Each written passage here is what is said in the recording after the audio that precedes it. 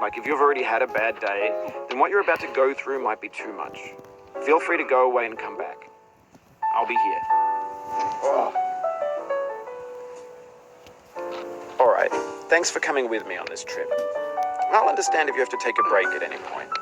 Just find a safe place to stop and quit the game. Don't worry, I'll save your progress, always, even your mistakes.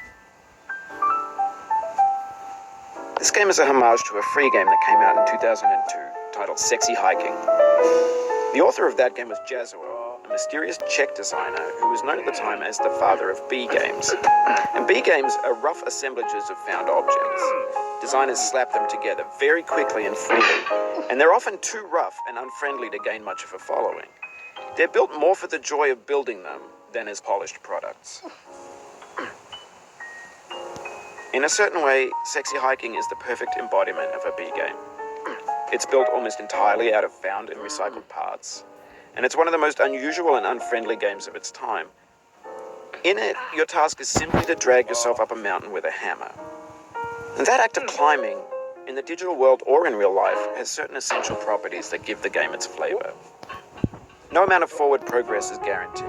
Some cliffs are too sheer or too slippery, and the player is constantly, unremittingly in danger of falling and losing everything. Anyway, when you start Sexy Hiking, you're standing next to this dead tree that blocks the way to the entire rest of the game.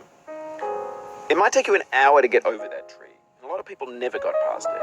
You prod and you poke at it, exploring the limits of your reach and your strength, trying to find a way up and over.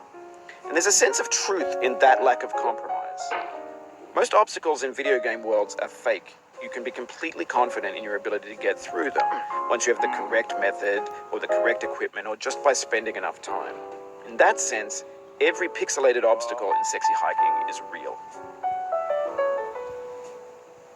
The obstacles in Sexy Hiking are unyielding, and that makes the game uniquely frustrating. But I'm not sure Jazuo intended to make a frustrating game. The frustration is just essential to the act of climbing, and it's authentic to the process of building a game about climbing. A funny thing happened to me as I was building this mountain. I'd have an idea for a new obstacle, and I'd build it, test it, and it would usually turn out to be unreasonably hard. But I couldn't bring myself to make it easier. It already felt like